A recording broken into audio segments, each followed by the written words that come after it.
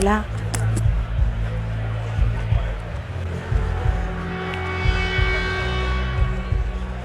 Juan. Estoy rellenando huecos. No, los ganadores se han metido uno tras otro. Este señor es un espontáneo. ¿Qué? Que no tiene que estar aquí. No me hagas esto. Porque íbamos a hacer magia y fantasía y vas a aparecer en una pantalla y de repente vuela, vale, corriendo. ¿Puedo ir al baño primero? Sí, al baño sí. Juan Gómez Jurado luego va a estar con nosotros. Buenas tardes a todos. Soy Sonsoles.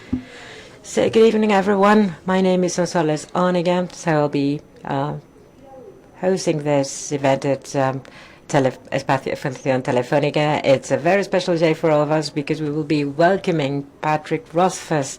He's now in Madrid. I hope he's not too tired because this is crowded. It's a pleasure to see this. So many people with so eager to meet Patrick Rothfuss. So there are people who have been queuing on for hours, and it's in the morning to get a spot near Patrick today. And I want to thank the Celsius Festival because we have borrowed Patrick Rothfuss from them. The Celsius Festival has become a meeting point for all the lovers of fantasy science and comics and books, and we want to thank Diego Garcia Cruz for lending us Patrick Rothfuss and to have him on loan today. And now we are streaming this event live. If you see a friend who's outside and who didn't get the chance to enter the auditorium, just tell them that they can access this event via streaming. If you don't have the chance to ask a question, you have earned something, you've won a prize. I saw this size, this look before. Okay, so you can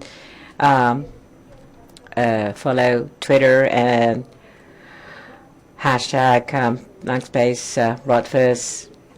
If you want to ask things on Twitter, you can follow this by streaming. First of all, we will be discussing things with Patrick, then with Rodrigo Cortés and Juan Gómez Jurado will be joining us here as well. We will be having a round table with them, and then we have a handheld microphone so you can ask anything you want to Patrick. Then Twitter forever. We will try and chat with all the different Twitter followers who want to talk with us today. We will also know who the winners are of the Rothfuss competition. More than over 3,000 people have participated in this competition. It was a very high test to select the 3 best of those. We will leave this for the end, but then let's welcome Patrick Rothfuss, please. With a big round of applause for him.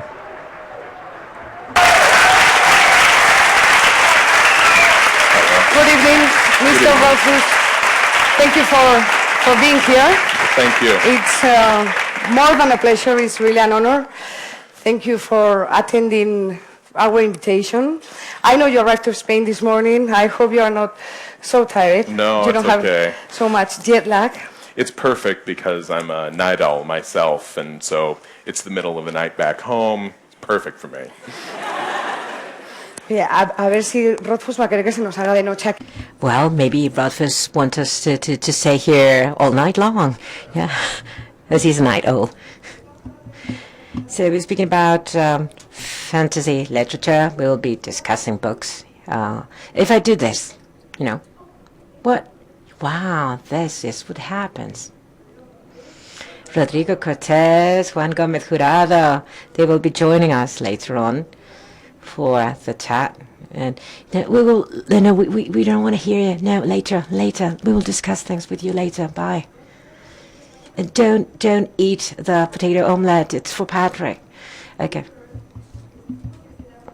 this girl was just since 10 in the morning waiting outside in line, queuing to get in, so you can hug her and kiss her. So what's your name?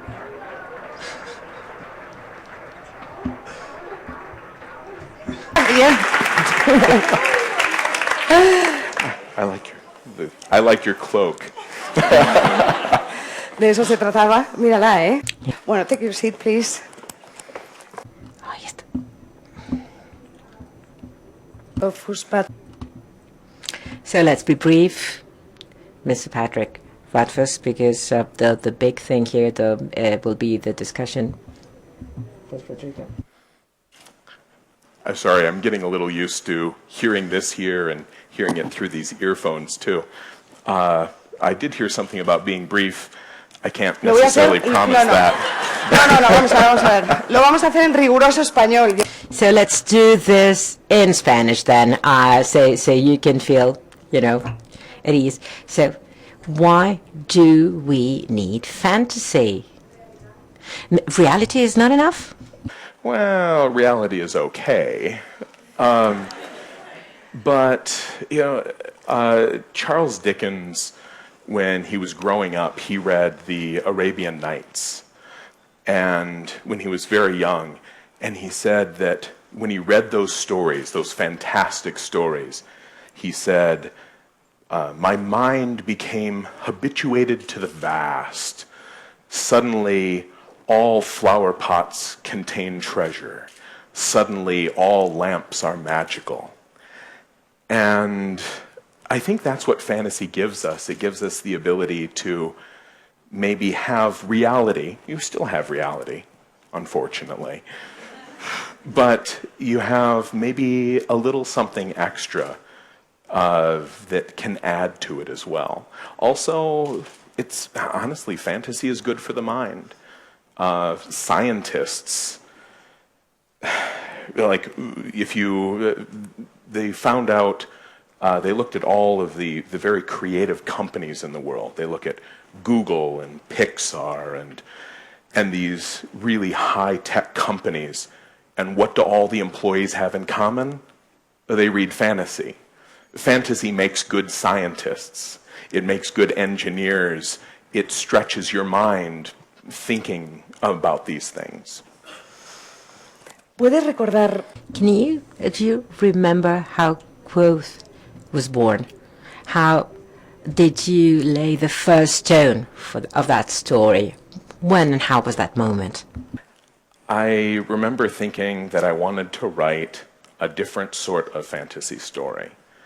I wanted to do some of the things that I loved in fantasy when I read these books, and they made me excited, and I stayed up all night reading them.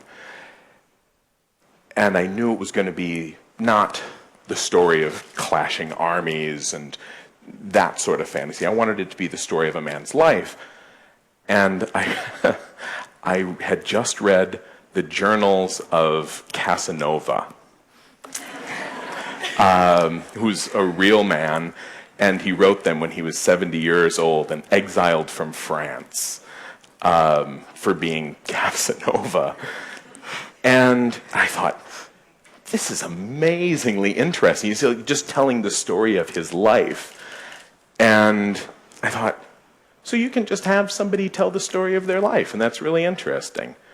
And he was a liar and a con man and an adventurer. And there he seduced a lot of nuns. And and then I also read Cyrano de Bergerac, which is my favorite piece of drama. And Cyrano was marvelous and proud and beautiful and broken and sad. And I thought, why have I never read a character like this in fantasy? And so I took those two things together, and then I thought, well, how about a wizard too? Because why not, and then I thought, what makes a wizard? And then I thought of the classic wizards. You have Merlin, Gandalf,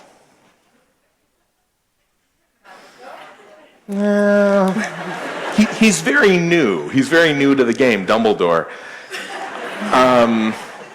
And like, who else? Like, honestly, like maybe Moses? You know? Like, he's like turning his stick into snakes. That's pretty wizardy, you know? But I thought, what do these people really, like, what makes Gandalf cool? What makes Merlin cool? It's not that he occasionally, like, lights a pine cone on fire. And that's pretty weak tea in terms of magic. But Gandalf knows things. That's what makes Gandalf cool. That's at the heart of being a wizard. So I thought, okay, so let's have Cyrano de Bergerac, Casanova, and Gandalf. Let's take some pieces out of all of these and kind of bring them together and make him a rock star, too. Because why not? Let's see how that works. And that's how Kvothe started. Bueno, casi que en esta pregunta también... Well, you have already answered part of the literary influences that you have. Well,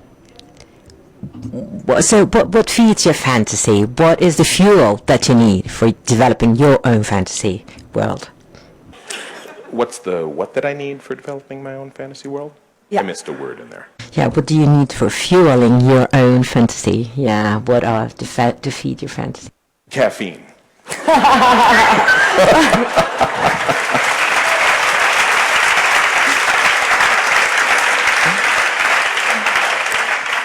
Dime una cosa, ahora que ellos no nos oyen. ¿Cómo?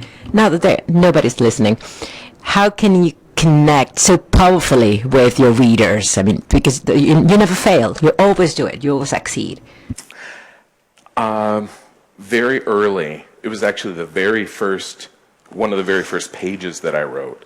Somebody said, you use these two words. You say alloy and you say counterpoint in the same sentence. And he said, you know, the people that know what a counterpoint is, you know, they're out there. And people that know what an alloy is, they're out there. But the people that know what both of those things are, there may not be, that's not all people.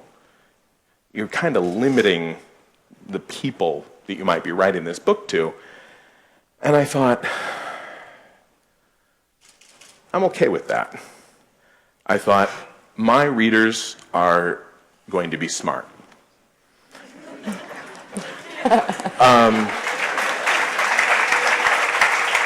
And so I decided not to talk down to my reader. I decided not to repeat myself endlessly just in case you forgot what I said 10 pages ago.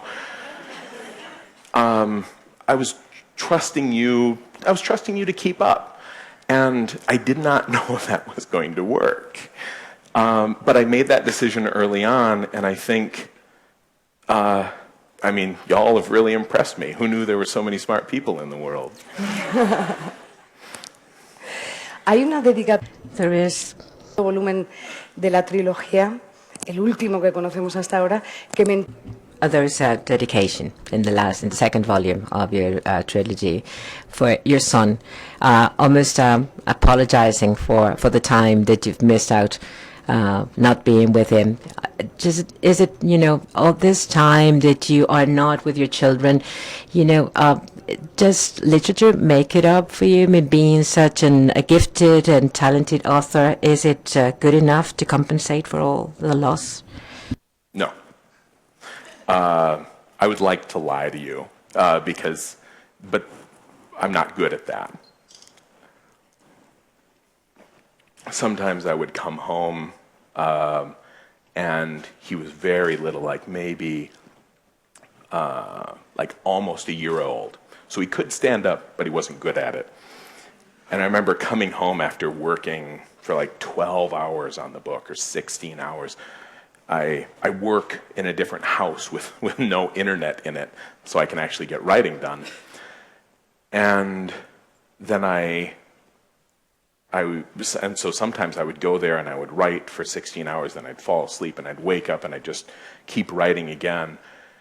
to meet these deadlines. And then I'd come home and there he was, like on the floor.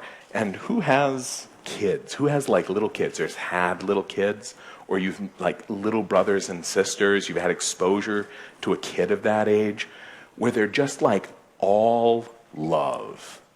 You know, they're just like so happy all the time. And like when they smile, they got no teeth. They're like 3 teeth, and they're just like... And, you know, they haven't learned how to be unhappy yet about fiddly things like we have. And I come home, and I remember, this is years ago, but I remember coming in the door, and he's sitting on the floor in a diaper, and he's got a plastic hanger, and he's figured out how to grab a hold of it and, like, move it around. This is the best thing in the world. And, you know, and I come in the door and he looks up at me and he recognizes me, which is awesome if you've ever experienced that, a kid recognizing you. And he just goes, and then he's like, he's like, check this out. I can move it. And he's having the best time and he's so happy and he's so full of love. And I'm like, I missed 16 hours of this today. But the thing is, like, everybody has a job. With, you know, parents have jobs. That's the way of the world. But like, if I worked in a steel mill or if I was a ditch digger, I would go out and I would dig a ditch, and then I would come home and my entire night would be free. But when you're a writer, you always can technically be working, and so you are never off work. Even like you finish a book, and then like literally, like the book comes out, and then like 2 days later, people have finished it. And they're like, so. I'm like, I'm exhausted. Actually, 2 days after the book comes out, I still have 3 more weeks of visiting bookstores and touring to do. So, I mean, it's one of my main struggles as a human being right now is trying to figure out how much of the writing should I be doing, how much of the dadding should I be doing. And then there's this, which honestly I love too. I love getting to meet you all. I love talking about writing. I love talking about stories. And then there's the charity work. And I love that too. And I don't feel good about leaving that alone. De eso quería también hablar. No sé si conoces Yes. su organización. I don't know if you're aware of his charity. Probably it is his most personal project, and this is one of the good things that a successful author can do. I think that's one of the good things of being, of the best things of being, working in everything you do for work builders comes from everything else, doesn't it? Yeah, that's one of the really nice things of meeting with this silly degree of success that I have is I can make people aware of a charity that I've loved for years, and I can kind of blow the trumpet and everyone rallies around and we raise some money for a great cause. That's been one of the truly remarkable things, how much the community has supported that charity. Dentro de unos meses vamos a... In a few months, we will be able to read a supposedly short novel. Well, if it's, coming from Rothfuss, maybe it's 400 pages anyway, about Ari. But I cannot, leave my place to Rodrigo and Juan without asking you, when? The third part? The last part of the trilogy, when? If I knew, I would tell you. Yo quería un titular. And I wanted a headline. I really would. Yo no digo nada. Me lo dices aquí, yo no digo. Just to my ear. Just say it to my ear. ¿Solo tú?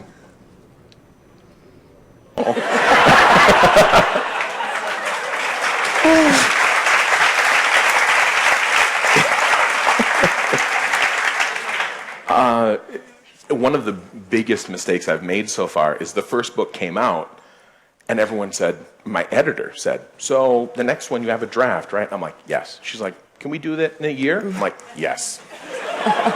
Absolutely. And I did 100 interviews, and they all said, so when's the next? A year. Really? Yeah, a year, I promise. And then it was not a year. It was many years before book 2 came out. And I did not mean to lie. I truly thought that I could do it in a year, but I was really wrong. And luckily, my editor saved my career. You would have gotten a terrible book. Book 2 would have been awful if I'd published it after a year. But my editor gave me the time. I mean, in the original draft, the ADEM section, he goes to the ADEM, it was 3 chapters long. You know, this entire trip there.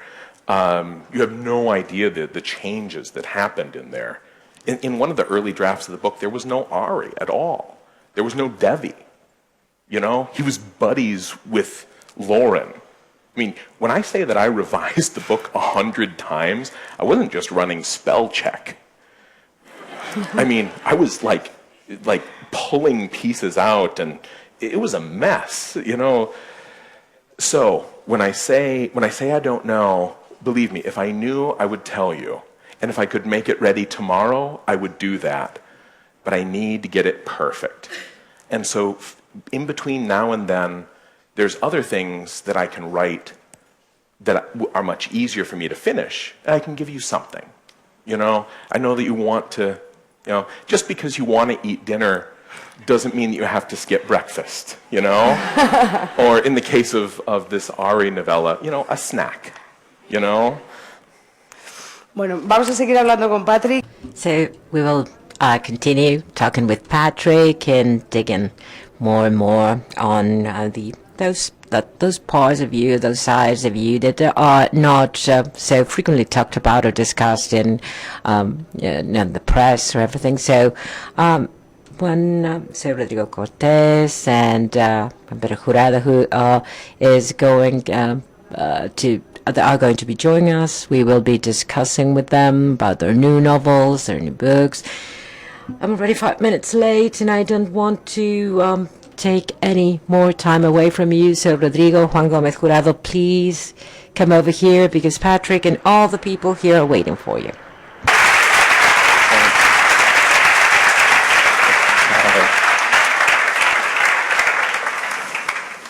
¿Cómo os queréis sentar? So how do you want to sit? Okay, the rebellious one, the rebel. Here, you sit here. Bueno, enamorados los dos. So they are both in love with the Rothfuss universe. Both Rodrigo Cortés and Juan Gómez Jurado. Juan, you visit him at home, so you went to his home. So tell us when some of the nitty-gritty details. And Rodrigo, sometimes. Well, we were discussing. We discuss the Rothfuss universe. Let me go back to my natural spot. Okay, so you were discussing the curiosity that raised in you as a creator, how Rothfuss came up with such a complex universe with so many languages, with so many characters, with creating his own language, his own version of, his own world. So we can maybe start from there. And then Patrick is also a very, good talker, such as Juan, so I'm sure this is going to be great. No, I haven't been paid yet, Juan. But anyway, I'm mostly amazed at the ability that Patrick has to discuss things and to explain things, to make us connect immediately with this worlds of his. So, complex. English is what it is, but let me try to do it. It seems that your first inspiration is reality in a way. When you read your novels, your books, they are so moving, I guess, because when you read them, they don't sound arbitrary. It doesn't sound like you are creating a fantasy world and trying to create compelling rules or potentially fascinating stories or even magic rules or whatever. But it seems that you are talking about reality, in a way, and that there's a deep philosophy behind. And then when you are even talking about magic or the rules of magic, they really make sense. Like if you were speaking about real life and about the shapes of the world. Can you speak about it a bit? I did. Maybe you should leave some space so they have the translation first. I don't know. Oh, yeah. It's just intuition. I did. I think nobody worries more about the believability of their stories than fantasy authors.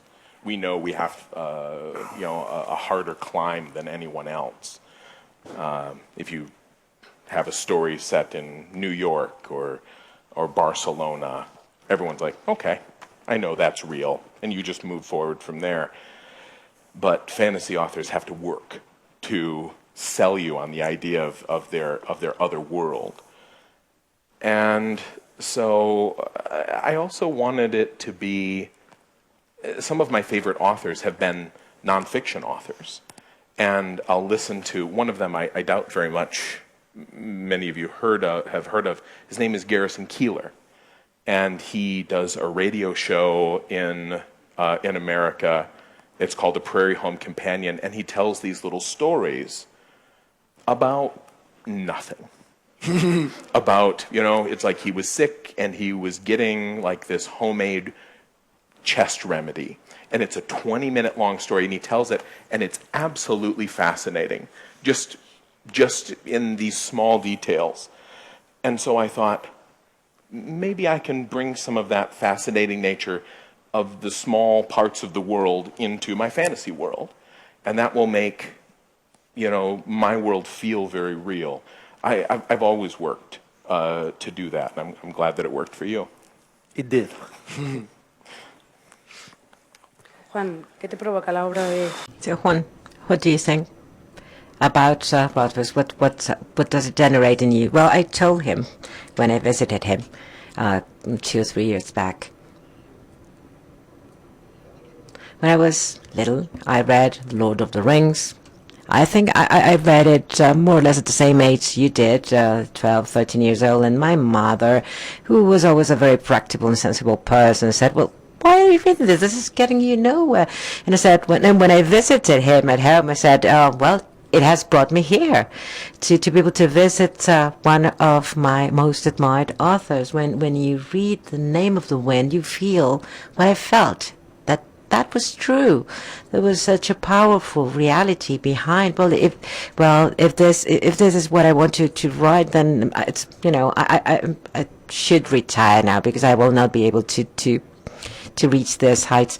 But first, I'm so happy that you're able to write these things. And then, as a big Tolkien fan that you are, and a big fantasy fan that you are, maybe you could explain how is your process? You read Tolkien, you read some fantastic worlds, idealized world, impossible worlds, but you transform them into something much more modern, much more real, and that's something that can work much better in today's world. If The Lord of the Rings was published today, it could never have the strength that you have.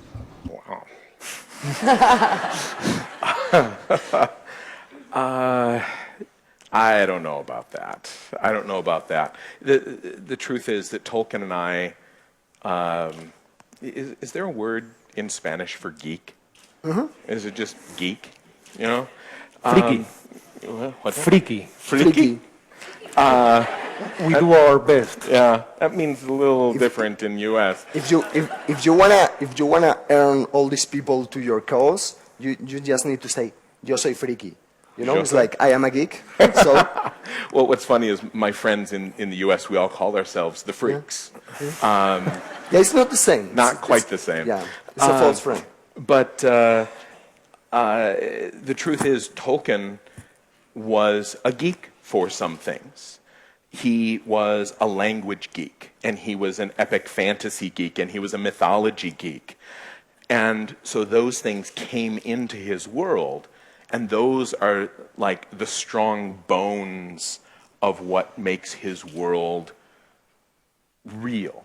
It like runs underneath his world.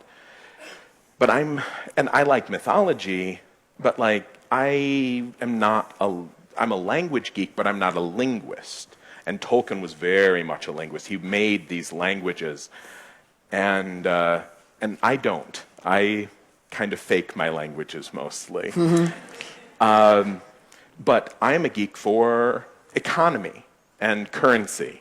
You know, some of you who read the blog know I've got like 7 functioning currency systems and all the conversion starts and the history of the world and like the trade routes, how the economy works. All of these things I'm a little bit of a geek for, and so those are underneath my world. And there's no right or wrong way to do that. And if, you know, for those of you that are writers, don't say, oh, Tolkien did that, so I should do that, unless you're a linguist too. Then go ahead.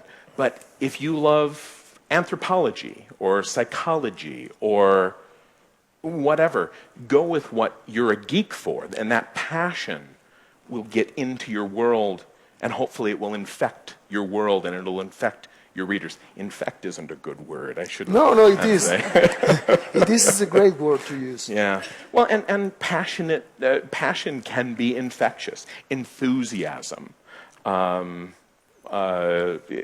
a wonderful thing, and that's what it is at the heart of being geek, is enthusiasm.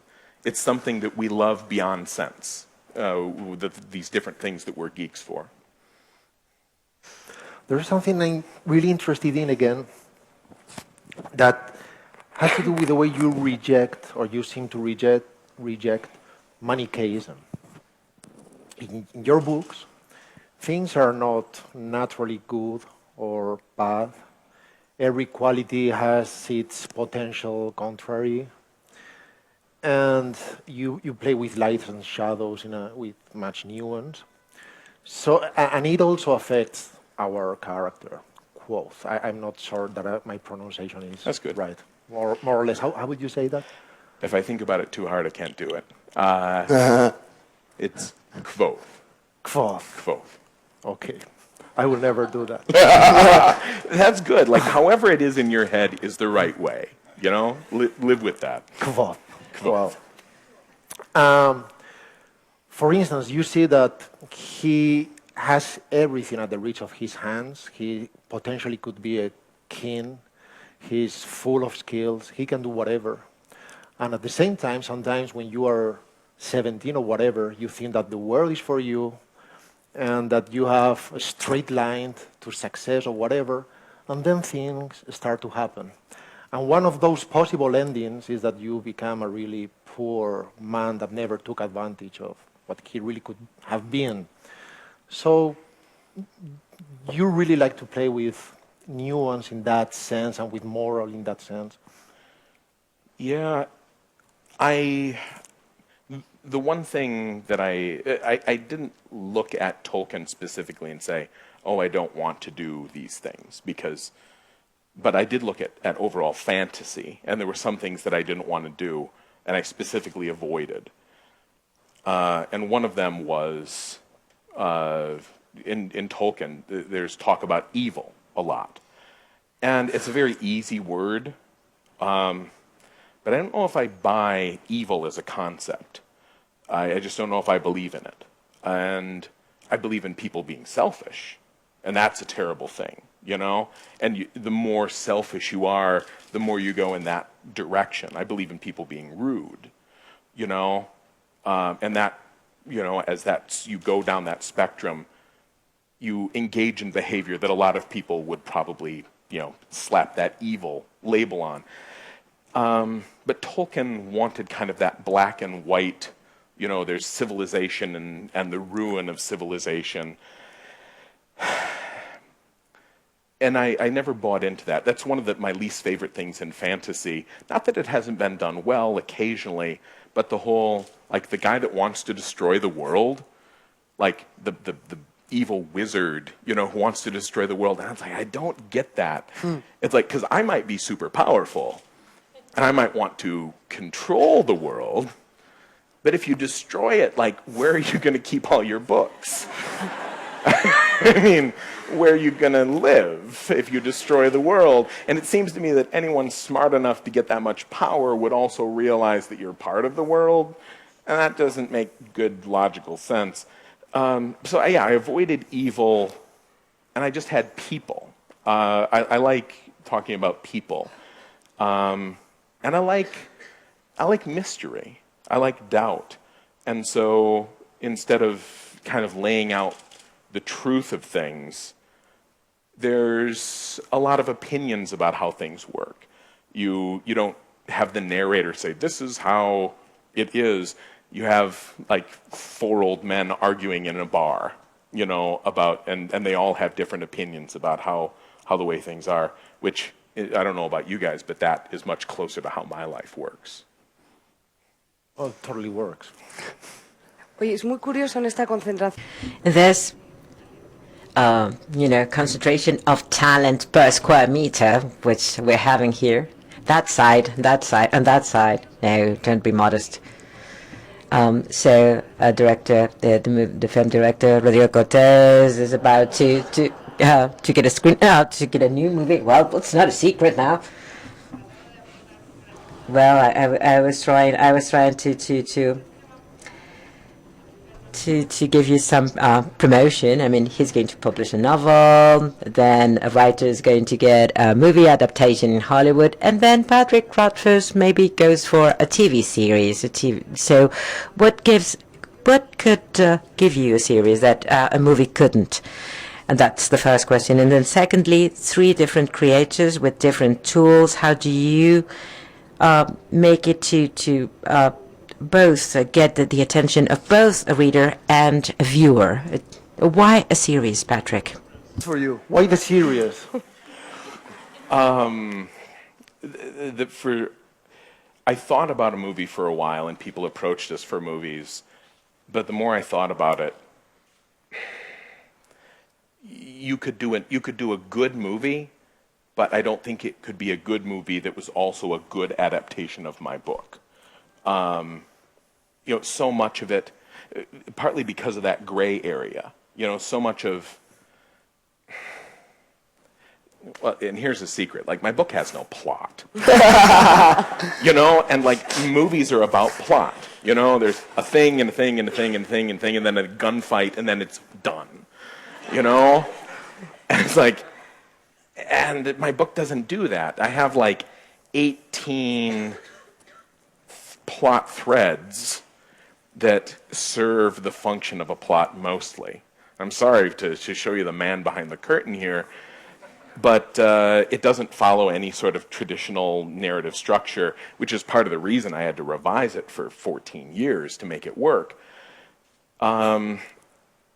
But now what it does pretty well, and some of the beautiful things in it have nothing to do with moving the story forward. Like, technically, Ari is completely surplus to requirements. I mean, you don't need Ari in the story. You just yank her right out. And that's what would happen in a movie, because you just have to get it down there. I think in TV, you have the opportunity for more flourishing. A TV show can be about characters. Buffy the Vampire Slayer, is all about the development of the characters. Firefly would have been about the development of the characters, but let's not talk about that. We know that you don't. Let's not really, we shouldn't get into it. You don't want to see me cry. Battlestar Galactica.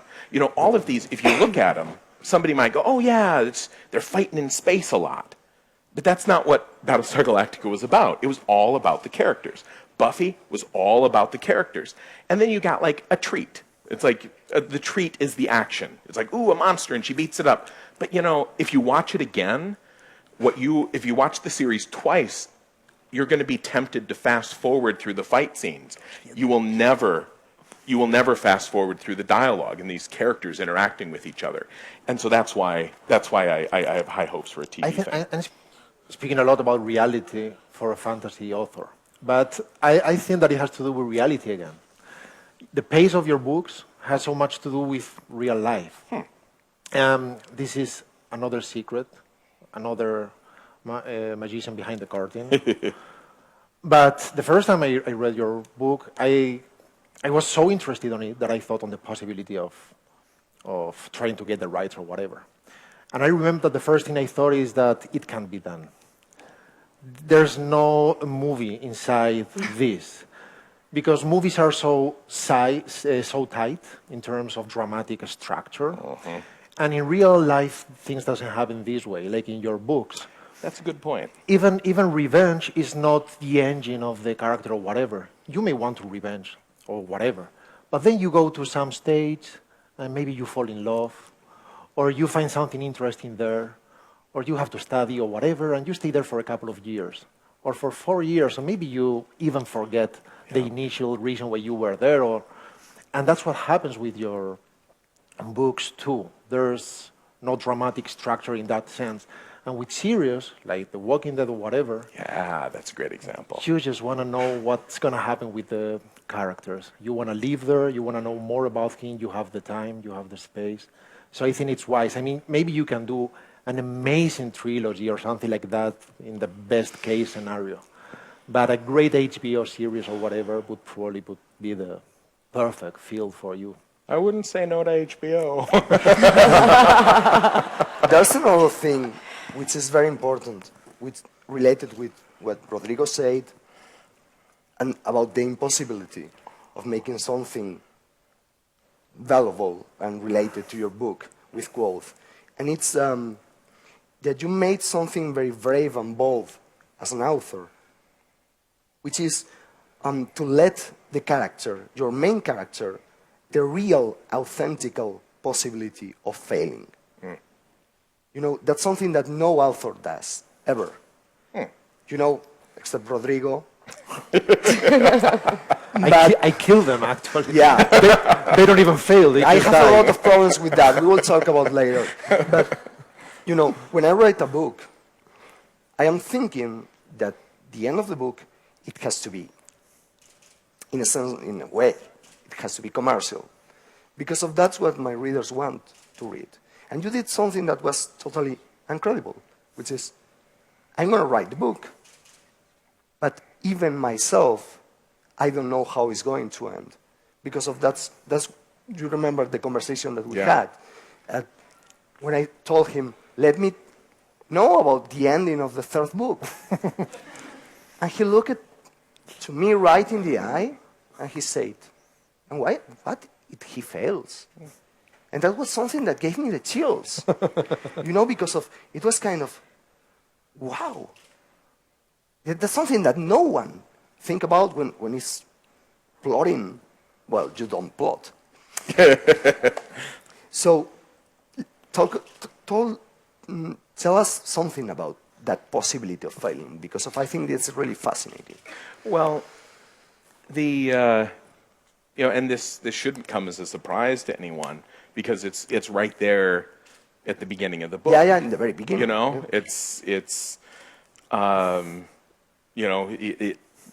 the story, he ends at the inn, you know, and he's used up, and he's a broken man. He has a bar. Yeah, you know, it's a nice bar, right? Well, in Spain, having a bar is like being at the top of the food chain. Yes, go on. And you know, that's what Quoth always thought. He goes, you know, I might be like to have a bar. And so he does that, and it's a great bar that nobody goes to. And so even in that, he has failed, you know? And don't think that doesn't rub him wrong a little bit too. You know what's my favorite part of the book? What's that? Of the two books? When he's making cider. You know, that's amazing. That's fascinating. You know, he's a fantasy hero, but it's making cider. You know, but tell us about something about that fallibility, because it's important. You know, it's it has to do with tension. After I published the first book, I ran into some people who loved it and read it, and they had a bunch of theories about the book. And I said, you know, I don't talk about what's coming up. I don't do any spoilers. They go, oh, we don't want you to tell us anything. We enjoy having our arguments. And then they actually got into an argument in front of me. And it was great. And at first I'm like, do they want me to step in and give my opinion? Because that would spoil it. But they didn't. For an hour, they argued back and forth about what was going to come later in the series. And what was interesting to me is there was the two camps. So one of them said, you know, Kvothe, you know, eventually gets to this point he finishes the story, that's the end of the third book, and then he picks himself up, dusts himself off, and goes out to fix the world. And the other camp said, well, I think about halfway through the third book, it catches up to him in the bar, and then he picks himself up, dusts himself off, and goes out and saves the world. And I'm like, you guys really haven't considered the third option, have you? And so I thought about that a lot working on the second book. And I'm like, I need to make you all really aware of the possibility that it's like he does not win. And it's really hard to go against that because every fantasy story, every movie, most everything you've consumed in terms of your story diet does. Of course you win in the end, right? Of course. And the thing is, it doesn't matter what actually happens. If I don't make you aware of that possibility, I've failed as an author. I need to make you acknowledge the very real possibility that this is it, that there is no happily ever after for him. Otherwise, all you're doing is waiting for the happy ending. And I don't want you waiting for something. I want you to be afraid. I'm a masochist, ultimately. I'm a sadist. There's something that you may not know. When I was in Stevens Point, Patrick took me to his writing home. You know, it's a secret place that he bought, and it's an old student place, and that it smells bad, really bad. That's just because of me. And it's totally destroyed, and he has an old office at the top, the third floor, right? And there's an old computer there with Word. You know, you use Word, right? Word 97. Oh, yeah. I upgraded to Word 97. And what it's amazing is that in the floor there were 64 printed copies of the manuscript of the third book. 64 copies, which all of them were different. I know because I tried it. I said, "You're fucking crazy, man." I don't recommend my process to anyone. There's better ways to do it. I hope as I write more, I can refine my madness to the point where maybe I can get the effect that I want after only going through maybe 80 revisions. And that's part of the reason that I pursue some of these smaller projects, because they teach me more about the process of starting and drafting and then getting it right faster. It's easier for me to do that now because I know so much more about writing than when I finished the draft of book 3 in the year 2000. You know, I finished the whole story in the year 2000, so I know the shape of this third book, but it's much easier to build a beautiful house with all the tools and all the money and all the materials than to take kind of a wrecked house and then build a beautiful house out of it. And that's what I'm doing with this third book. If I started from scratch, in some ways it would be easier, but I can't. There's the bones of this house. Some of them, I don't know, the analogy falls apart at that point. The house is not a good analogy. Yeah. Oye, Rodrigo, es un mito eso de... Rodrigo, is this a myth? No adaptation can be better than the book or the original book or novel? Películas que superan a las novelas. No, I believe that there are certain movies that are better than the books, particularly when books are bad themselves, and when but the idea behind them is interesting. Hitchcock, for instance, Alfred Hitchcock, he made much better movies than the literary basis for them. He worked with short novels, which were much more interesting strategically for him. For movies, because the architecture is similar to that of a movie. If you're working with a 600-page novel, then you have to get rid of like 450 of them. But if you ask me, I would say that The Name of the Rose, which is a first-class movie, I don't think that the book is a first-class book, and The Godfather, the movie is much better than the novel in Psycho. It is an extraordinary movie, and the book was just mediocre. But when there's a great and Shark, Jaws, of course, Jaws. That's a great movie. But if the novel is great, then it's very difficult that the movie is also very good, because the languages are different. Most of the movie directors tend to try, and most of try to turn books into movies, and some authors are actually writing scripts undercover.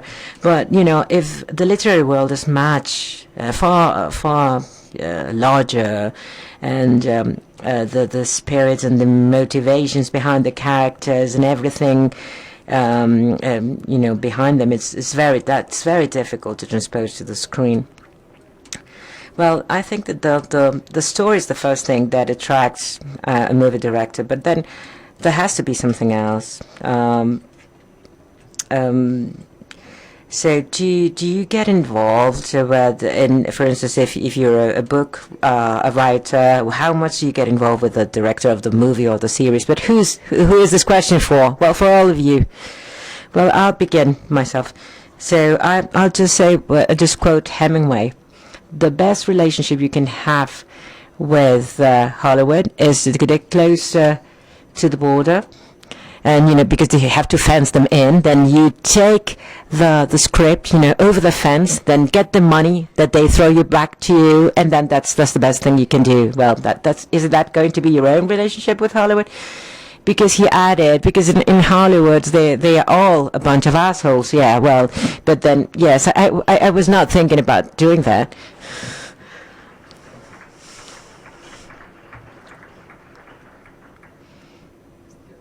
It is true that the farther apart the writer keeps himself or herself from the director, the movie process is the better, because I wouldn't know how to. You only interfere, well, with the exception of Rodrigo, because he's a very complete person. But does the writer need to be involved? Shouldn't he or she be involved? Should he be away or part? Well, there is no formula for this. There is no. The things can be done right or wrong, can be good or bad, and that's it. Authors have to be very honest. If what they want is the money, well, then they throw this script over the fence and then just run away with the money. But if what they want is their work to be transform into a different language in a different form, being respectful. Maybe, he should not be involved with every single detail of the process, but he must ensure that he is giving his work to someone who's going to take good care of it and who understands the work and wants to do. Well, yeah, but that was the original idea at any rate. But but I could not. That was not the idea because I was thinking about reality. Things. But let Patrick speak. Because HBO is going to produce a series, isn't it? No, I would doubt very much that HBO would pick me up. I mean, they've got George right now. They're still doing True Blood, right? And the sooner the better. That you finish it. Who's that George you are talking about? Martin. Did they have The Walking Dead as well? Yeah, they're still doing. And so, no, it's not HBO. Okay, that's somebody else. It's AMC. But really, so even with those two, let's say I come into HBO, I'm suddenly their third most important fantasy series. Do I really want to be the ugly stepchild in there? If I'm going to go somewhere, I'd kind of like them to be really, it's oh, we want to do it. We want you. Let's do this together. That said, the HBO treatment, like they did Carnival, which that was marvelous. That's the series that got made, and I was watching it. I'm like, who does this? What marvelous, not Hollywood bullshit. It's about characters and it's strange, and I don't know where it's going. How lovely to not know where the story is going. But in terms of where the author should be, I have no false hope of being able to write a screenplay. I don't have another 14 years in my life to master another form of writing. And it's a very specialized type of writing. Now, that said, I know this story better than anyone. And what's more, I have a unique experience. Sometimes I've talked to other people about it, when I talk to my editor about my story. She goes, I think we need to do this here. And I go, actually, I tried that 2 years ago, and then I showed it to 10 beta readers, and they got back to me, and it did not work. And she goes, oh, okay. It's I've already put it through that stress test. So could I add something to the process? Yes. But I'm also aware that my obsessive tendencies could absolutely strangle the process. I think to have a really beautiful artistic product, the best bet is to have one person in charge. You need a captain to the ship, somebody with the vision who's going to take it somewhere. And if you look at it, so many of the very best movies, movies, just for example, it's usually one writer, one director, or written and directed by, somebody who has this pure vision and is able to execute it without Hollywood interfering as much as it can, But can you imagine Joss Whedon making the adaptation of Shadow of The Name of the Wind? I've never thought of that before. You're such a liar. I think about that twice a day. Yeah. You have tried everything. You appeared in the promo photos of the book saying, Joss Whedon is my master now. I haven't showed up at his house yet, But yeah, of course, who wouldn't want that? What right-thinking human being would not want that? When I first met Rodrigo, that's something I told him in the backstage, but I'm going to repeat it again. We became friends, and the very first conversation that we had is, do you want to make the adaptation of one of my books? And he told me, no, I really don't want to. I want to do The Name of the Wind. And it was kind of, that's great. But we're still friends. Eh? We are still friends, aren't we? Yeah, thanks to that conversation. But you know what? Rodrigo can say anything about that, but there's something that it's very important to be any kind of literary or fictional work, which is truth. He said perfectly, if you have truth, you can do something with that thing, you know? And that's what you were saying at the very beginning, right, Rodrigo? Which there's I a lot don't, of I don't truth have there. such good memory. I don't know. I don't know what I said half an hour ago. Well, I think most of most of the stories that we really enjoy, the things that we remember from them, it's because it touches on some sort of true thing.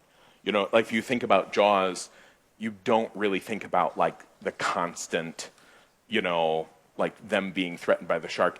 I think about them all in the ship, and the ship is wrecked, and it's at night, and they're drunk, and they're goofing off. I'm like, that's a true thing.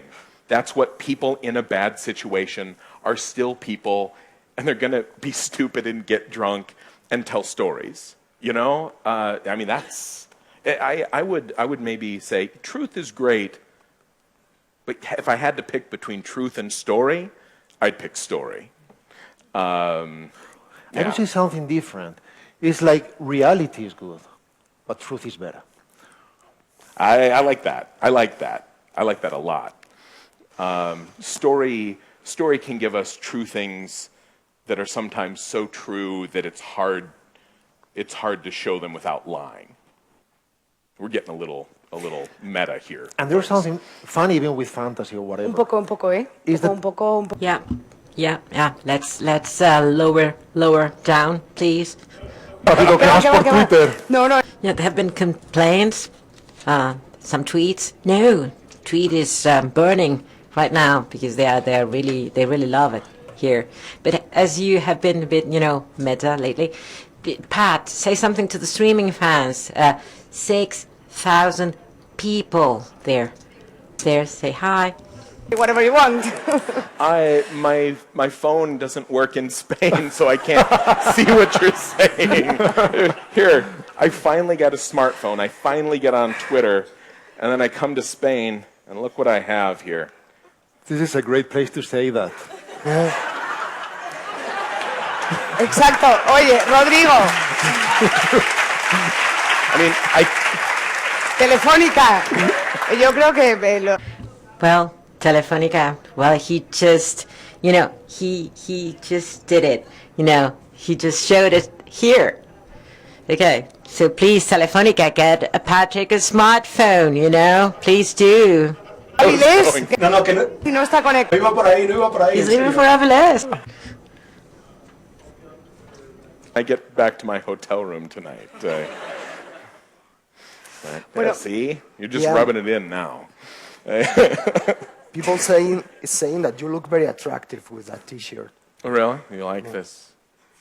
I actually I was getting dressed to come here, and I thought, oh, I should wear like a nice shirt that doesn't have something geeky on it. And I'm like, I don't own any shirts like that. It's just like, which geeky shirt am I going to wear? So, yeah, there's no. I got new shoes for the trip. Actually, somebody else got me new shoes for the trip because I lacked the ability to behave as a grown-up. Yeah, one of the one person even did just on instantly. This is a very. I'm gonna retweet this. This is a very nice picture of you, and I think this one is me. comparte, Juan, comparte. Es que no puedo compartir esto, pero es que. Because I can't share this. I cannot retweet it. But, it is a drawing, and it's wonderful, How should I show it? Yeah. Es un dibujo de José. It's Jose Angelares who did it. This is Patrick, and this is me. I think it's really funny.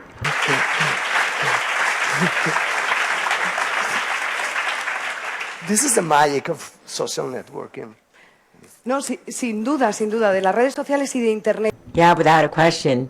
The internet and how long Patrick would have, it would have taken Patrick to do this, whether if we didn't have the internet. But Patrick probably wouldn't have even published the first one yet. How has internet influenced your literary creation? how has the internet influenced? Well, it's given me tons of extra free time to work on my book, which was a lie. I'm practicing my lying. The internet is a tar pit. And it took me a long time to realize how I needed to distance myself from it if I was going to be a healthy human being and a productive writer. And I'm still struggling with that. This absence from my smartphone will be some good training for me. A couple of days away from that will help me remember that the real world is pretty great too. Una cosita antes de dar la palabra.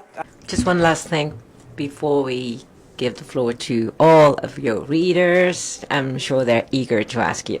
So what do you learn from your own readers, from those people, just anonymous readers that come close to you and would like to have a chat with you and to sign books? What do you learn from the readers? A lot of things, actually. What I enjoy, it's nice when somebody comes up, and usually what happens is they always tell me a story. They say, I found your book this way. Or they say, I read your book with my dad. It's like he hasn't read a book in 15 years, and I gave my dad your book, and now we read it together. Or I gave your book to my kid. And those are great stories, and they warm my bitter old heart when I hear them, and it reminds me why I do this. But some of the times, what I also enjoy is when we leave the book behind and they tell me something else. And sometimes it's about the book, but it's really about them, where they say, did you know, you wrote this part in your first book, but owls don't actually build nests. And I go, oh, did I have an owl nest? And they're like, yeah, you put an owl nest in your book. I'm like, wow, I learned something. Thank you, That's one of the reasons I have beta readers, but that little mistake slipped through. And that's one of the best things is the conversations I get to have with people. I shouldn't say that. I was going to say we both love the book. Can I admit to kind of loving my own book? That feels really weird. But I do. People come up and they say, oh, it's I love your book. And I feel like I should be cool. I should be like, oh, yeah. And they go, I really love this part where you did this. But no, I go, oh, yeah, I love that too.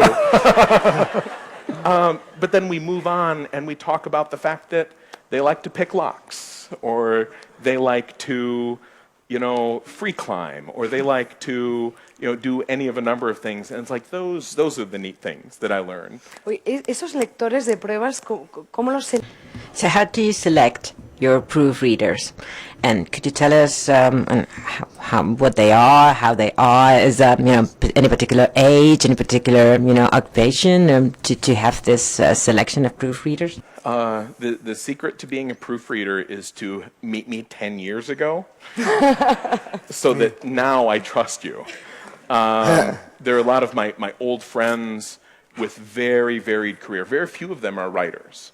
I'm not saying writers can't give good advice. No, they can't. Writers give very complicated advice. Writers will try to tell you how to write the book like they would want to write it, as opposed to like somebody who reads the book. Like if I give the book to you and you read it and you're like, I'm bored here. You're not wrong. You can never be wrong in your response to a book. If you give a book to a writer, they usually won't just say, I'm bored here. They'll go, I'm bored here because. Or they'll go, you should trim this. And that's telling me what I should do. And I hate it when people tell me what I should do. But if you say, I'm bored here, I look at that and I go, why is that? Maybe I should trim it. But maybe the real problem is that this chapter belongs somewhere else. Or that I need to put some action in. Or that I need to fix a character. It forces me to figure that out myself and learn. So I give it to everyone.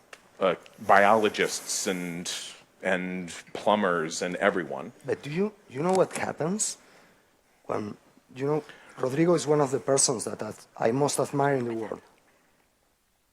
And yeah, it's true. He knows.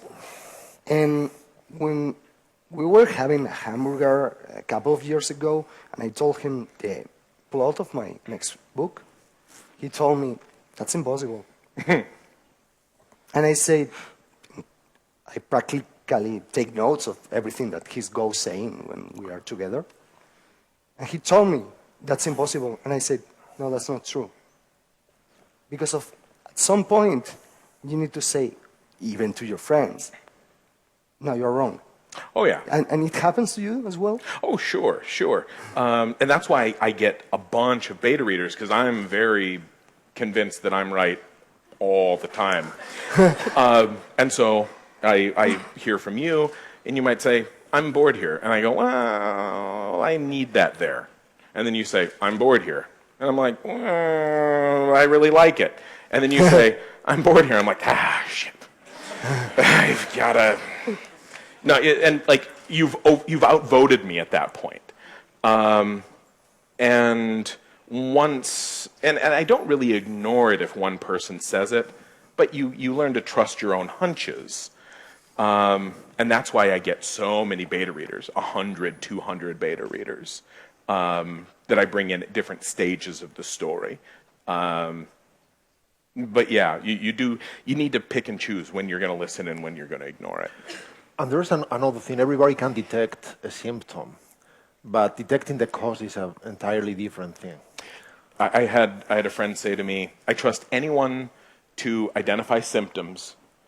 I trust only a few people to diagnose the problem. It's like with a doctor, because I trust virtually no one to prescribe medicine for my book but me. And that's the three stages. Yeah. And sometimes people may think this is too long. And sometimes the solution is making it longer. Yes. Because maybe it's not long enough, so you didn't have the time to create some nuance or whatever. So yeah, detecting that it hurts here, it's easy. But maybe you need a massage here or whatever. Yeah, you're like, my leg hurts. Well, actually, the problem is with your back. Exactly. That's exactly it. Yeah.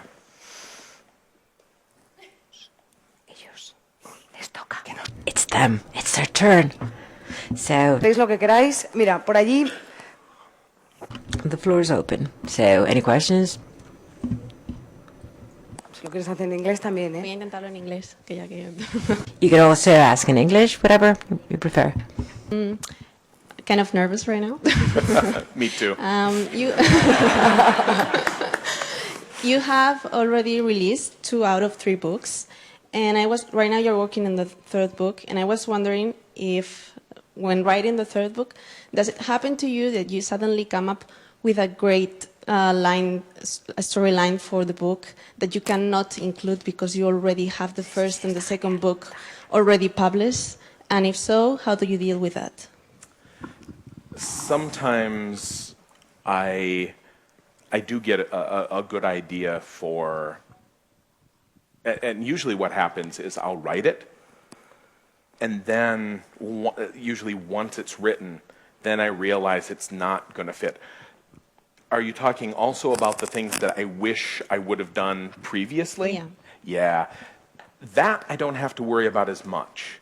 And I know a lot of authors talk about that when they're continuing a long series.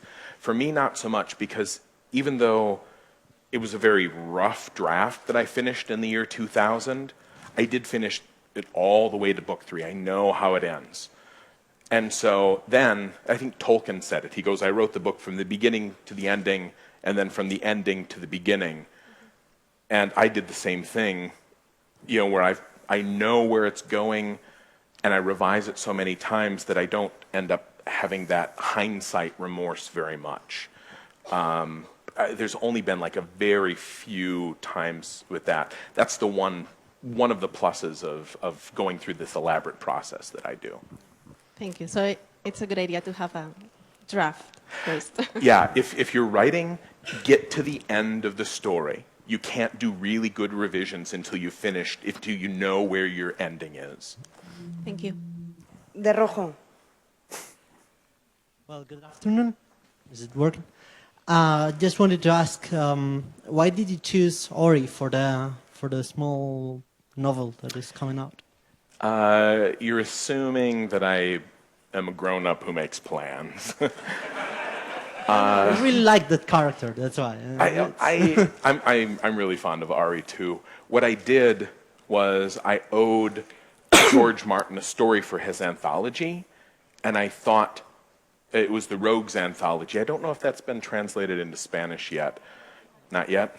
But I thought, Ari could be a different sort of rogue, kind of a trickster character. And so I tried writing her story, and I was aiming for, 5,000 words. And then it hit like 15, 20, 25,000 words, and it wasn't a trickster story. I knew it wasn't going to work for this, but I liked the story, although it was strange, and I like Ari, and so I finished it, and I didn't expect the publisher to want to publish it, in all honesty. It's kind of the story that a crazy person writes. I'm serious. I'm not. It's a strange story. When you get a chance to read it, just be aware of that. Be aware of that.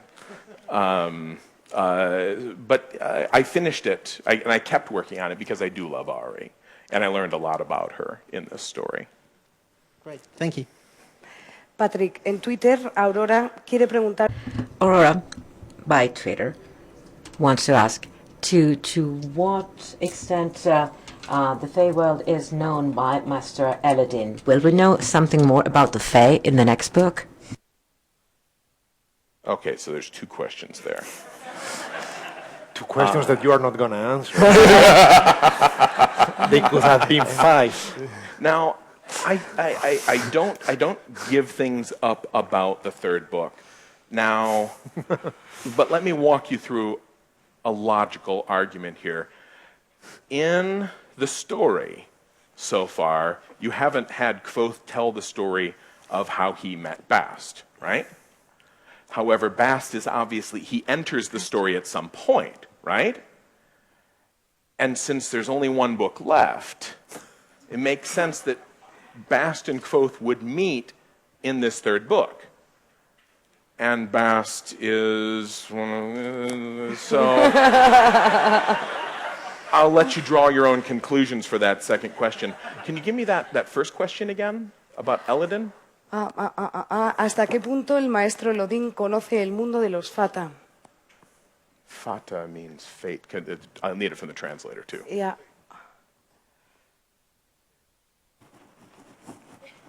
How much does Master Eladin know about the Fae? It would probably be fair to assume that he knows a lot about a lot of things. That's about as much as you're going to get in terms of secret knowledge from me. Venga, por aquí. Esta chica. Luego tú. Hi. Hello. How much of you is there in Kvothe, and mostly, how much of Kvothe is there in you after so many years?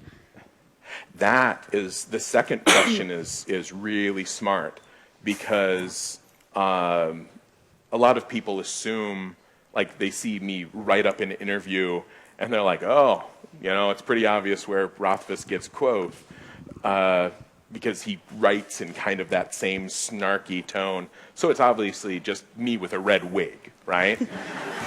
But it's not that simple.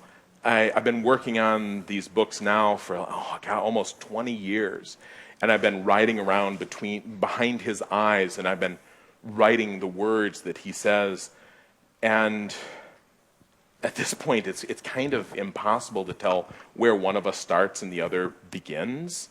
Most of the stuff I've picked up from him I'm okay with. Some of the other might be tricky, and I used to wonder how much it really happened until I wrote this Ari novella, and I find myself, even now that I'm pretty much done with the story, I find myself like using phrases that she uses, like in my everyday speech, and thinking kind of the way that she thinks, which is it's kind of dangerous.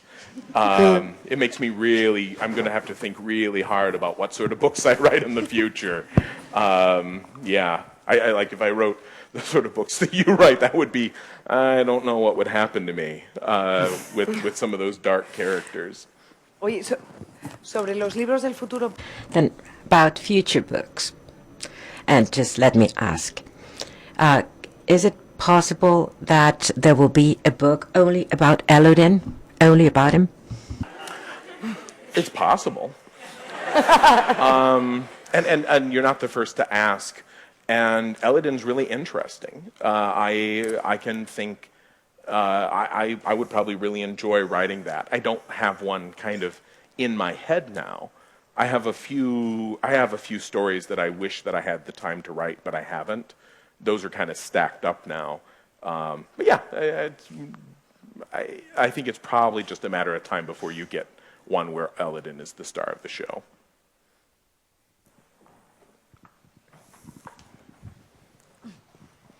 Right. Luego.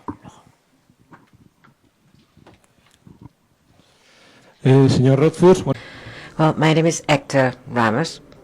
First, out of curiosity, I'd like to tell you that, well, you know, just so you know, that it's been very hot in Madrid, but yesterday the wind started to blow, maybe because you arrived yesterday. That's the first thing I wanted to say. So I've just read your first book. I think it's very interesting, and I'm reading the second one now, and there is a very interesting part of it where the character is taken away from a very normal, standard surrounding that's the university, and then he is thrown into a completely different situation. Is this just to keep us interested in the book, or does it have another purpose? Everything in my book has a purpose.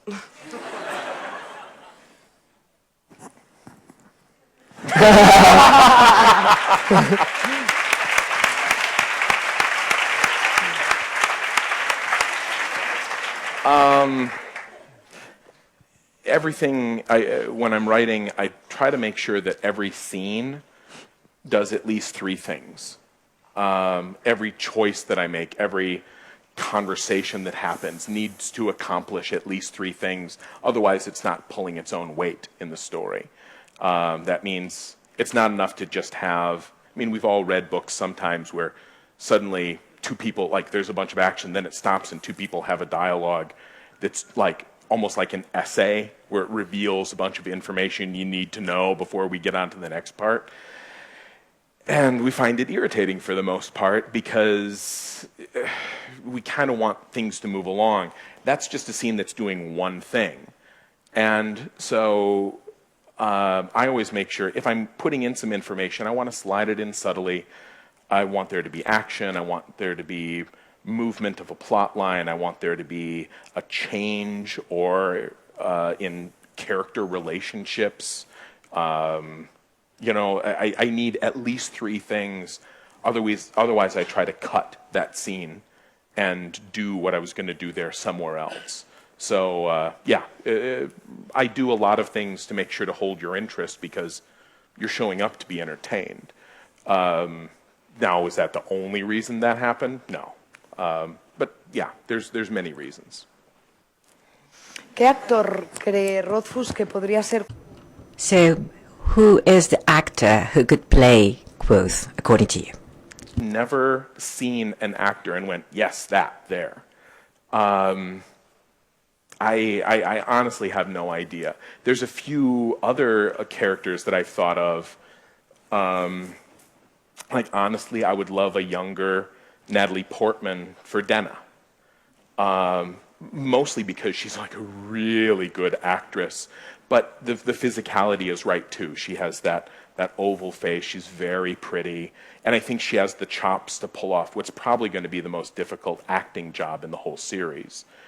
So I think occasionally like that. But there's a reason I'm not a casting director either. I mean, I love Nathan Fillion, but like, where would he fit in the book? You know, Eladin? He'd be a weird Eladin, you know? You must confess something. You are thinking in Adam Fillion and Sarah Michelle Gellar. I don't know about Sarah. Where would she belong? There's no blondes in my book.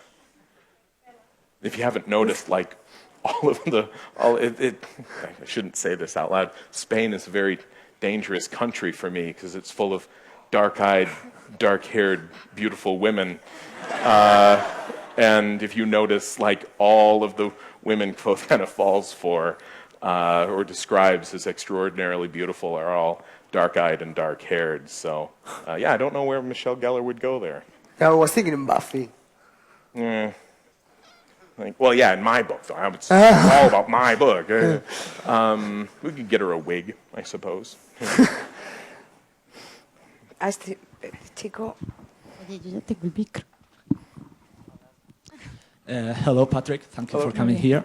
About your books, I really love how much detail you put in them about all the hints and foreshadowing and backshadowing sometimes. For example, when Quoth was being told the Chandran story by the Adam, that they are not called the Chandran, they are called the Rinta, with capital R.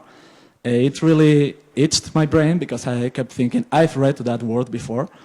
And actually, I found out after a couple of weeks, an obsessive rereading. It was when the skin dancer got kind of crazy in the inn. He asked Quoth, Rintai. Was he asking him whether he's a Chandran or not? Or something related to that? There is a time and a place for discussions like that, and it is the internet. And actually, because again, I have like a real firm policy of not tipping my hand. I play with my cards very close to my chest. There was a really like bizarrely intelligent and in-depth reread on Tor.com. Has anybody stopped by there? Where they read through my book like chapter by chapter, and the attention that they dug things out of the book that I knew no one would ever find. Like little secrets that I tucked in there. I'm like, ha ha ha. No one's ever, it's like, I'll reveal this 40 years later and everyone will think I'm so clever because no one ever found it. Or it'll come up in like later books and then it'll make sense. They pulled it out and there was actually some really scary, detailed analysis of some of the languages and some of the things that happen there. So I do not tip my hand. However, I bet you if you go look there might be a lot of the answers that you're looking for. No confirmation and no denial either. Yes, I neither confirm nor deny. But I will say that you are absolutely my favorite kind of reader. The obsessive, geeky one? Yes, you are my people. Thank you very much. Hoy, los que estáis por aquí, si queréis preguntar. So, out of those of you who are in the back of the room, because we cannot see you, but is there anyone who'd like to ask here in the back of the room? No? Okay, some 3, 4 hands up. So I had the microphone myself, but someone has taken the mic away from me. Now I have just got it back. I need to ask, well, I love the books. I love the 2 of them, but I'm Juan's huge fan, he knows. And I wanted to know what's harder, if developing the same idea for the same story for 3 books or having, creating 3 different stories or whatever, because he has like 4 books or 5, I don't know now. What's harder? Yeah, I can only speak to the doing the one. Well, it's one story in many volumes, and it makes it harder and harder as the series goes on, because if I really mess up this book 3, it will damage your opinion of the first 2 books. It's like the Matrix movies, right? I mean, The Matrix was the best movie ever, and then the second movie came out, and it was pretty good, and then the third movie came out, and like everybody stopped caring. And I'm worried about that happening. So that's my big fear. But I imagine, because you do, yours are more self-contained, it's got to be hard to like start it all up and then wrap it all up and then do another book and start it all up and then wrap it all up. At least I get to carry forward the world and the characters, so I get to save some work there. There's something that I've learned talking with both of you, and amazingly, you both gave me, I was envious of both of you, because of you share something. You are obsessive, both Rodrigo and Patrick, to the detail. That's something that really scares me. Because I can't maintain that level of compromise with what I have a lot of compromise. I can promise you, but I can't have so much because that's something that is amazing. I can be 14 years writing a book. That's something that escapes out of my vision of the world, And I think that for me it will be much harder. What you do. And I think that's a great thing to point out, is it's not an issue of what's easier or harder, what's better or worse, because every writer is very different. I used to, I don't know how many people read Brandon Sanderson, but he writes great fantasy books, and he writes like 2 books my size every year, and he makes me look like an absolute chump. And I had dinner with him, and I'm like, Brandon, knock it off. Knock it off. You're making me look really bad. Mm-hmm. And he goes, I'm a compulsive writer. You're a compulsive reviser. And I went, oh. He goes, I do 2 drafts. He goes, I write it, I rewrite it, and I want to do this then. It's like, I am out. And I look at the copy edits, and I just want to move on with my life.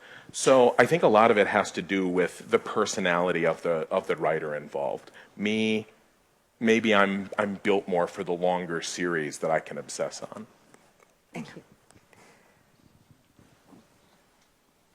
Él. You got a mic up there? Vale, ya tenía el micrófono, luego tú. Yo le quería preguntar a...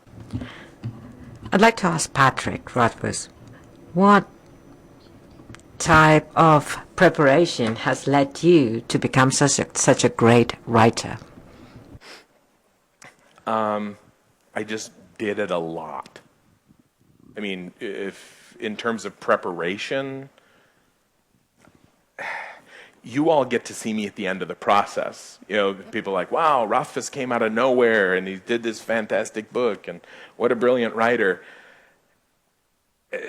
But you're coming in at the end of the story.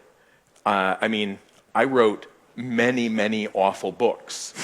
Like Brandon Sanderson, he wrote 11 books and he published the 11th one. I did the same thing, except it was all the same book. I just kept rewriting the same book. And in terms of preparation, like maybe in terms of like, what should you do to be a good author other than practice writing?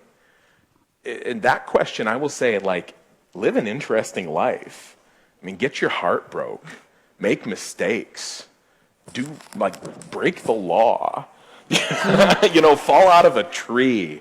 I mean, do terrible things, and do it when you're young, because people will excuse it more easily. I get caught on the rooftop of some building, and they will call the cops. But you should build up some really good experiences that you can draw from, and your bones heal faster when you're young. Oye, para quien ha tuiteado en Twitter, ¿qué consejo nos daría a quien? So, from Twitter. So, this was a question also. I mean, what advice would you give us to become a good writer? So, this is now answered. So, next question. Pleasure to meet you, Mr. Rothfuss. So, there's a question. Kept me, on my toes about the books. The time concept, time. I mean, how long is a year? Is it quarters? It's how long does a cycle last? How many months? Well, this is really, has me on my toes. Have I posted that on the blog? Have I done the calendar on the blog yet? It's buried. We're redesigning the website so that all these things will be much easier to find, because you don't want to look through like 600 old blogs to find that. But I can say a span is 11 days. There's 10 days and then morning. A month is 4 span, so it's 44 days. There's 8 months in a year, 4 span each. And then there's the week of high morning, which doesn't actually belong in a month. Yeah. Did you want to hear about the currency too? Fantastic. I can describe the currency. Yes, please. Let's not go down please. that dark road. No, you don't. You don't want to. Like Yes, I like. for a few people, they'd be like, I want to hear about the alloys used in these coins, and the rest of you'd be like, seriously? So again, that's why I do the blog. For people that share my insanity and want to occasionally peek in, you can have that information there. There's like an actual widget somebody designed where you can go in and say, how much money, if I put this in here in like Schaldish money, what does it work out to be in the Commonwealth coin? It's a big currency conversion chart, and yeah, it's full of geekery. Oye, preguntan en Twitter, Patrick, si podemos... From Twitter as well. Can you at least confirm that the title of your third novel is going to be The Doors of Stone? I can't confirm that. At this point, it got leaked out because it showed up somewhere, probably because I did an interview, and I said, right now I'm thinking it might be. And years ago, I talked to my editor about it. She goes, what do you think the title will be? I go, I like Doors of Stone. And she goes, I don't know if that's going to be the right title. And I trust her because she's really good at her job. And she goes, just don't do anything else with it, and we'll decide once the book is finished what the best title for it is. And so I said, okay. And then like in the years since, everyone found it, and then it's on Amazon, it's on Goodreads, it's everywhere, it's in every interview. So we're probably committed to it at this point, but I promised my editor that I would neither confirm nor deny. I will say I'm fond of the title. Okay. A ver. Ay, Dios mío. A ver, esto se arregla.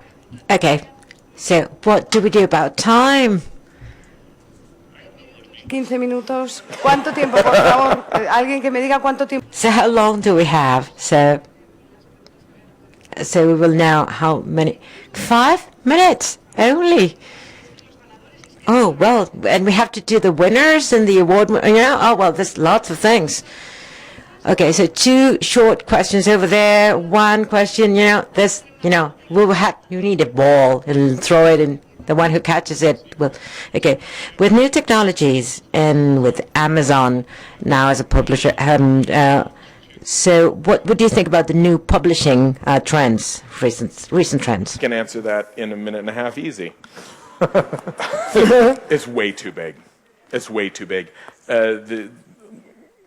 It's a good question that deserves a better answer than I can give it in this limited time. Sorry. Bueno, si Telefónica te regala un smart... So if Telefónica will give you a smartphone, maybe you can tweet each other later about that. Okay. Yo voy a hacer la pregunta. I'm going to ask in Spanish because I'm so nervous I cannot speak English. Like my question is about the princess and the adventures of the princess and Mr. Whiffle. So how did you think about the princess, and how did you come up with that character? And has anybody told you on the street that they have bought and read the book to a child by mistake?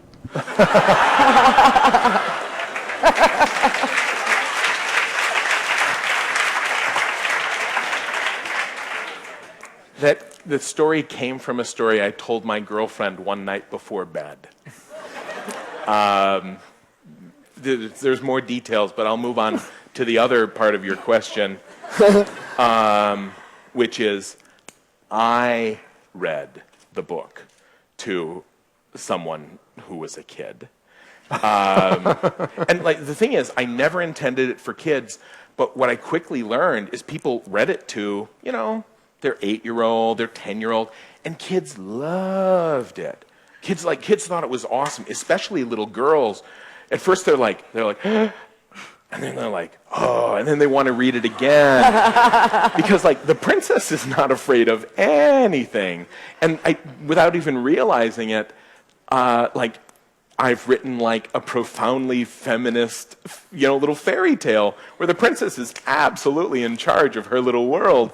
And it made me real proud. And so I got used to thinking of it as like, 10 is an okay age. And then I went over to a friend's house. If people read the blog, they know he taught me how to eat fire. That might translate really weird, but you know, like you eat the fire. And then his daughter came home, and his daughter has read my book. She's 10 years old, has read both my books, saved her allowance, bought herself a cloak, and then like sewed pockets in it. And so like Dad was going to be really cool. It's like, hey, remember those books? Well, I brought, you know, your favorite author here. And so I'm like, hey, and we get our picture taken together and we're talking and she's so excited. And I'm like, you know, I've got a present for you out in the car. The princess book. And then I bring it in. She's like, oh, how neat. And I'm like, well, you know, I could read it to you. And we sit down and read it. And for those of you that haven't, you know, you can go out and you can find this. Spain is the only other country that has it translated, so you have it available to you. And it got to the point, I'm not going to spoil things, but it got to the point, and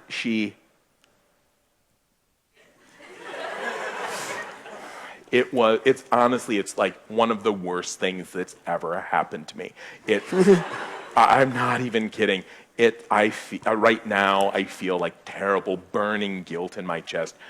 She probably doesn't remember. Her dad, right afterwards, he says, don't beat yourself up about this, whatever. But like, I will never forgive myself for what I put that child through. So, you know, there's a reason I made a sticker on the front that says, you know, this book is not for kids.